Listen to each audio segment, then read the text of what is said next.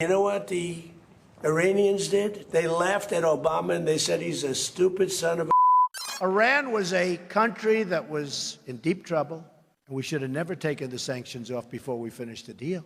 Donald Trump has been saying for nearly a decade he wouldn't approve of an Iran deal like the one he just made. I would have made a deal not from desperation. I would have doubled and tripled up the sanctions, and I would have made a much better deal. Trump argued that one of the biggest mistakes that Barack Obama made in 2015 was giving Iran access to money and frozen assets. We've rewarded the world's leading state sponsor of terror with $150 billion, and we received absolutely nothing in return.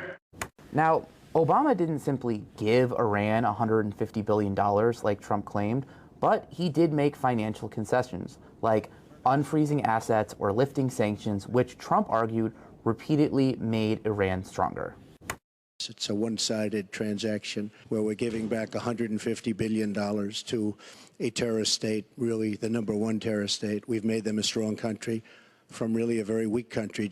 And now, Trump's own administration has signed a deal that commits to making Iranian frozen funds available and lifting sanctions. Trump of the 2016 election cycle argued that the United States gave away its leverage too early. Trump, the art of the deal, right? One-on-one. We say, okay, and we took the sanctions off. We got nothing for that. And it wasn't just Trump. In 2024, then vice presidential candidate J.D. Vance argued that one of the best ways to pressure Iran was to cut off their oil money.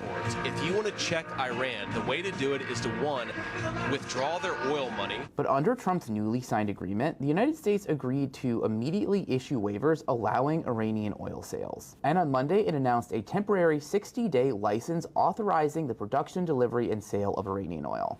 Just weeks ago, while these negotiations were underway, Trump was still publicly rejecting sanctions relief. No sanctions, no money, no nothing. And Trump's top deputies were making similar arguments. Any sanctions relief is condition-based, which means it has to be in return for the reason why those sanctions were put in place in the first place, which is their nuclear program. So yeah, look, Iran is being sanctioned because they enrich uranium. So as senators Marco Rubio and J.D. Vance backed legislation to block Iranian frozen funds from being used even for humanitarian purposes, they argued that money released to Iran, quote, could not be reliably prevented from funding future terrorist attacks.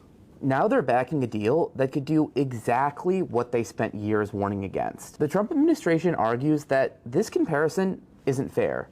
A senior administration official told CNN it would be, quote, moronic to compare the agreement to the legislation once backed by Rubio and Vance because of the military action against Iran and the conditions attached to the release of any frozen Iranian